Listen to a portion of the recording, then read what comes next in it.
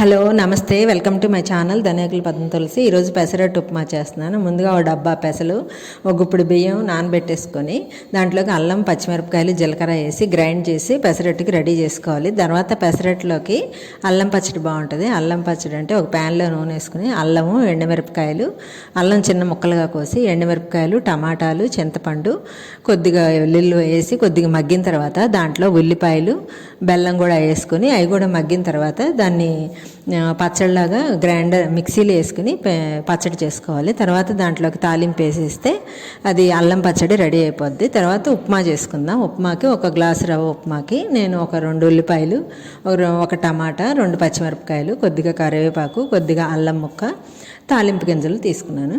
ఒక ప్యాన్లోకి ఒక గరిటె నూనె వేసుకొని దాంట్లో నూనె కాలిన తర్వాత మనం తాలింపు గింజలు వేసుకొని, తాలింపు గింజలు వేగిన తర్వాత పచ్చిమిరపకాయలు కూడా వేసుకొని, పచ్చిమిరపకాయలు వేగిన తర్వాత మనం ఉల్లిపాయలు వేసుకోవాలి. ఉల్లిపాయలు కొద్దిగా వేగిన తర్వాత అల్లము, దాంట్లోకి మళ్ళీ కరివేపాకు కూడా వేసుకొని అవి కొద్దిగా మగ్గనివ్వాలి. ఉల్లిపాయలు నా ఛానల్ని కనుక ఫస్ట్ టైం చూస్తున్నట్టయితే సబ్స్క్రైబ్ చేసుకోండి, బెల్ ఐకాన్ క్లిక్ చేయండి.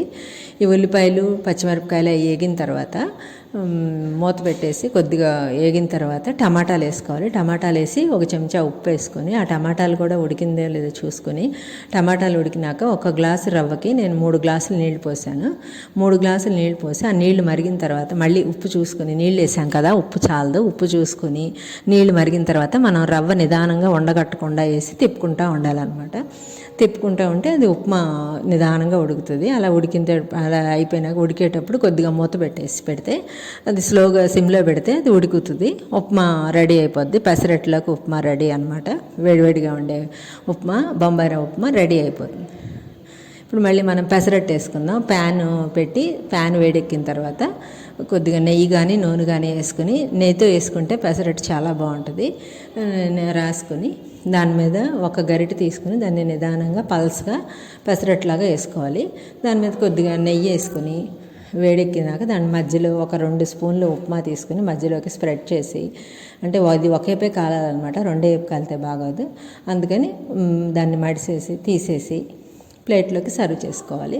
అలాగే ఇంకో పెసరట్టు మామూలుగా ఉప్మా లేకుండా కూడా పెసరట్టు వేసుకున్నాను నేను. అది కూడా వేసుకుని దాంట్లోకి అల్లం చట్నీ, వేడివేడిగా పెసరట్టు ఉప్మా, అల్లం చట్నీ తింటే చాలా బాగుంటుంది. మీరు కూడా పెసరట్టు ఉప్మా చేసి మీరు మీ పిల్లలకి అందరికీ పెట్టండి, చాలా బాగుంటుంది. ఈ ఎండాకాలంలో పెసరట్టు చాలా మంచిది, చల్లగా ఉంటుంది. వీడియో నచ్చినట్లయితే లైక్ చేయండి, షేర్ చేయండి, కామెంట్ చేయండి.